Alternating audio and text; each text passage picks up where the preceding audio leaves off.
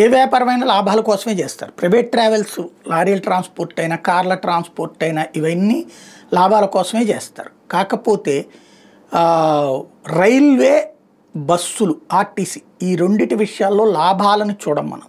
ఎందుకని అంటే అవి లాభాలు చూసుకుంటే కనుక అసలు అవి నడపనే లేవు మనం. కనెక్టివిటీ అంటే సాధారణ పల్లె ప్రాంతాల ప్రజలకి కూడా మిగతా ప్రాంతాలతో కనెక్ట్ అవ్వటం, అది డెవలప్మెంట్కి, గ్రోత్కి ముఖ్యం. ప్రభుత్వాలకు సంబంధించిన రవాణా వ్యవస్థ లేకపోతే దేశం ఎక్కడదక్కడే ఉండిపోయేది.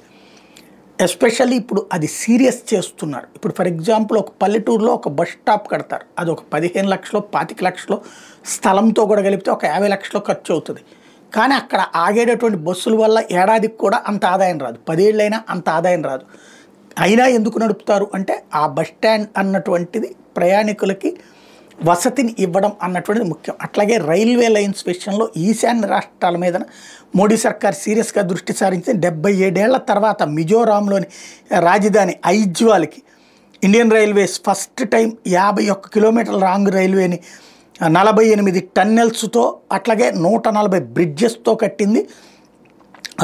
దానికి సంబంధించి ఓవరాల్గా ఇంజనీరింగ్ అద్భుతం అన్నటువంటి పాయింట్ చెప్తున్నారు. ఇప్పుడు దాన్ని మిగతా ప్రాంతాలతో కనెక్ట్ కావడం ద్వారా ఇప్పటిదాకా ఈ మిజోరాంలు, అస్సాంలు, ఈశాన్య రాష్ట్రాలు ఇట్లాంటి వాళ్ళు అసలు తాము భారతీయులు అన్న సంగతే మర్చిపోయారు. ఎందుకంటే వాళ్ళది అక్కడికి మనం నానా తిప్పలు పడి వెళ్ళాలా, వాళ్ళు ఇటుకి రావడానికి ఇబ్బంది.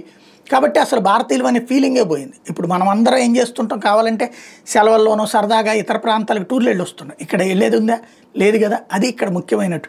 ఇప్పుడు వాటి ద్వారా ఆ ఏర్పాట్లు చేస్తున్నారు, అక్కడ వాళ్ళని యువతల వాళ్ళ ప్రాంతాలకు కలిపేటటువంటి.